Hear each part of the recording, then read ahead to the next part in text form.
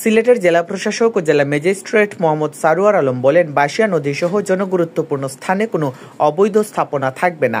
পর্যায়ক্রমে সিলেটের সব জনগুরুত্বপূর্ণ স্থানে থাকা সব অবৈধ স্থাপনা উচ্ছেদ করা হবে।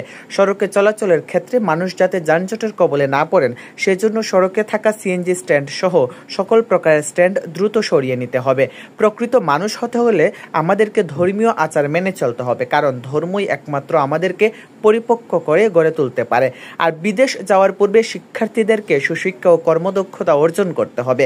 এতে দেশে থাকলে কিংবা বিদেশে গেলেও যে কারো জীবনে সফলতা এনে দিবে।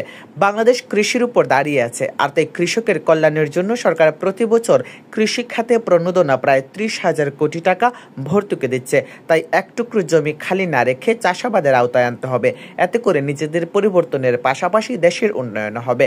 তিনি মঙ্গলবার সিলেটের বিশ্বনাথ উপজেলার বিভিন্ন দপ্তর পরিদর্শনকালে আয়োজিত সভায় সাংবাদিকদের নানান প্রশ্নের জবাবে কথাগুলো বলেন। তিনি আরো বলেন, চিকিৎসা সেবা মানুষের মৌলিক অধিকার, এক্ষেত্রে কোনো অবহেলা চলবে না। উপজেলা স্বাস্থ্য কমপ্লেক্সের সেবা নিয়ে নানা অভিযোগ রয়েছে। এখানে এসে দেখলাম লোকবল একেবারেই কম, মাত্র 4 জন চিকিৎসক দিয়ে তারা সেবা দিচ্ছে।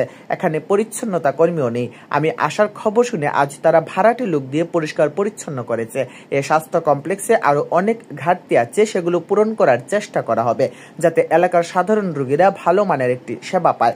উপজেলার যে কেউ কোনো অনিয়ম দুর্নীতির সাথে জড়িত থাকলে তদন্ত সাপেক্ষে সাথে সাথে তার বিরুদ্ধে ব্যবস্থা গ্রহণ করা হবে।